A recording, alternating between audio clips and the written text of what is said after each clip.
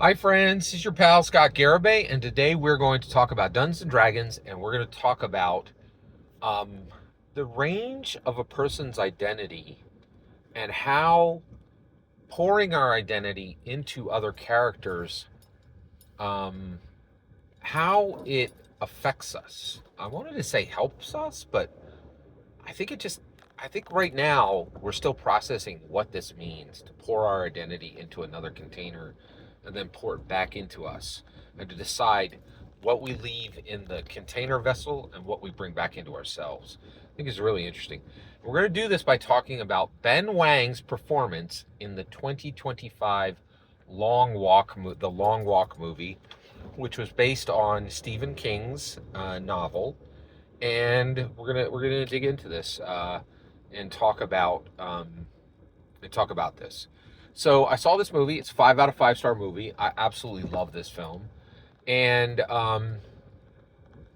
and I watched the film. It's a very difficult watch. By the way, spoilers for The Long Walk here.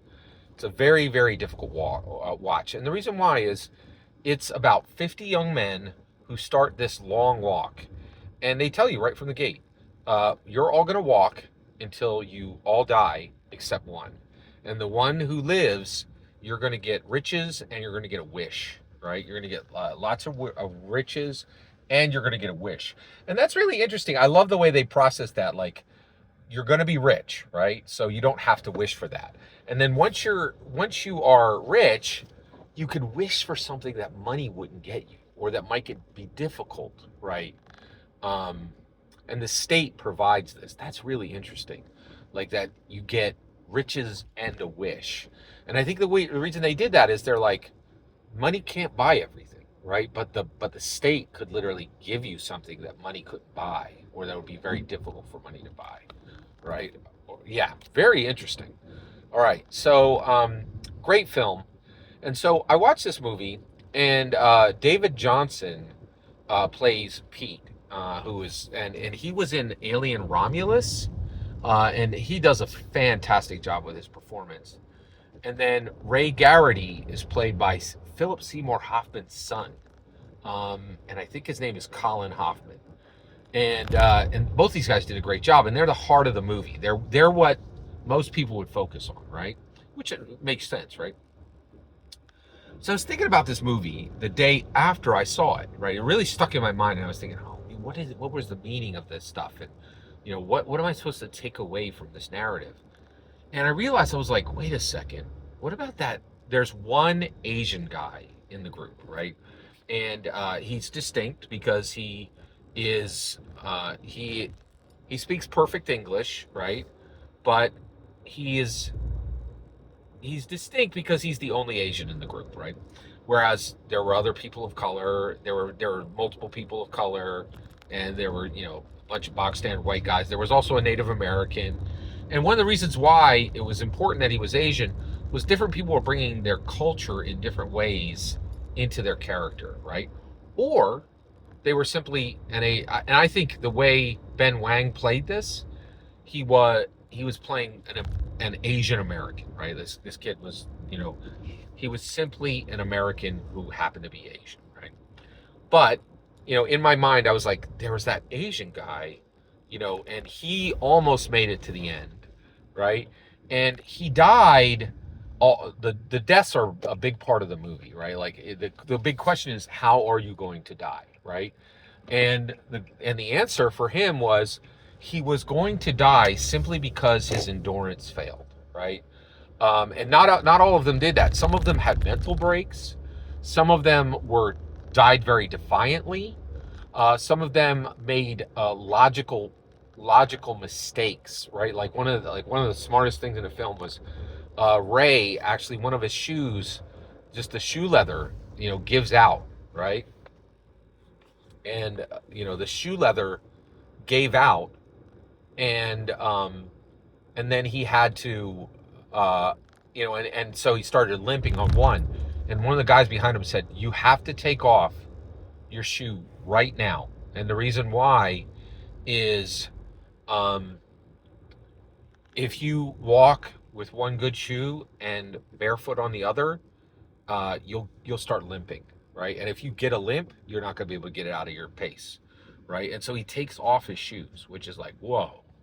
And his mother had to see him walk by with these bloody, like just soiled feet, right? Like just really haggard.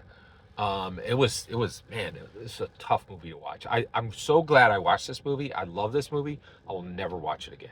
It was emotionally and intellectually painful to watch. But Ben Wang is in here, and he keeps going until his body just simply will not go any further, and he can't make it further, and he realizes I'm going to fall out, right? And he just kind of says goodbye to the guys, and they're like, hey, we're glad we walked this way with you, and they just show him some kindness as they with their words, which is all they can give him, right? And so I was watching this, and I was like, that Asian guy did a really good job with that character. And once I was done thinking about everything I'd seen with Colin Hoffman's performance and David Johnson's performance, I started thinking about the other characters, and I was like, that Asian guy really did a good job with his character. And and then I was like, wait a second, what have I seen him in other things, right? Because I'm like, well, Colin Hoffman, I had never seen him in anything, but immediately when I realized when I learned that he was Philip Seymour Hoffman's son, I immediately attached a tremendous amount of goodwill to him because I'm a huge fan of Philip Seymour Hoffman, specifically because of the movie Twisters. I've seen that movie probably 20, 30 times, and I watch it once or twice a year. And I love it. It's one of my favorite films, the 1999 Twisters. Twister, yeah. And then Twisters is the sequel. And that was very good too. I enjoyed it. Um, so then I was thinking about it, and I was like, I think I've seen that guy somewhere before. And I didn't know who it was. So at the time, I didn't know it was Ben Wang. And then in my head, I was like, oh my gosh, is that the kid from Karate Kid Kung Fu Legends, right?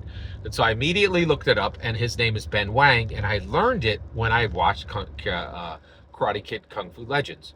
And you can look up Karate Kid Kung Fu Legends. I've done multiple videos on it, and I love that movie. I was blown away by Ben Wang's performance in that. And here, but what really blew me away was how different he was. So in that movie, he's playing a teenager who's trying to get the girl. In this movie, he's playing an adult who's already married, right? And is trying to do this long walk to get a better life for his family. And so it's two radically different performances. And what really shook me was in Karate Kid Kung Fu Legends, he displays an incredible amount of kung fu aptitude. Like Ben Wang actually knows kung fu, right? Like he wasn't like every other Karate Kid where he was just like some, bog standard actor who had never done karate, and then they gave 2 months of training to. This kid has been doing karate for years and is actually talented at it, right? And so I really love the Karate Kid Kung Fu Legends because you were like, wait a second, what if the Karate Kid already knew karate and you were getting him from good to great? That's a different story.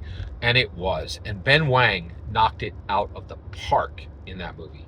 But he also turned in an amazing performance here in The Long Walk. But he was so different. His presence was much less powerful, right? It was more like a supporting character. It was more like, I'm here, but I'm not the center of the story, where he was the center of the story.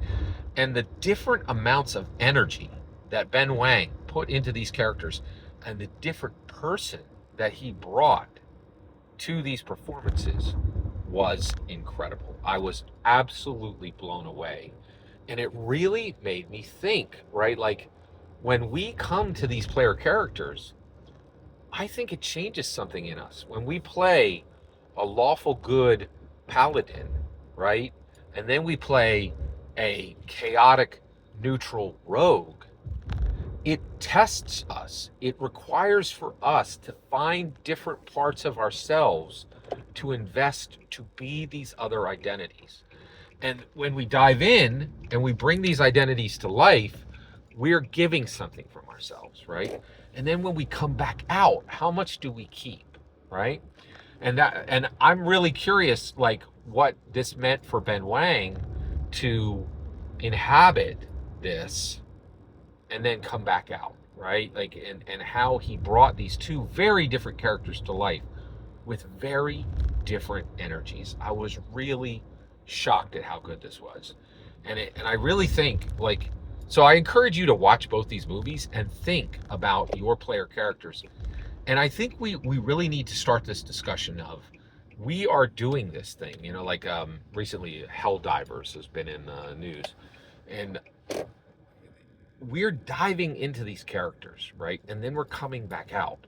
What do we leave behind? What do we, and then can we control that, what we leave behind and how much we invest and what parts we leave there and what parts we take out, and how we change ourselves by being different identities. I think this conversation has just started. Every single word you just heard in this video is my humble opinion. Nothing more, nothing less. The important part is when I get to hear your humble opinion, when you get in the comments and send your traffic. Please consider liking, subscribing, and have a fetch millennium.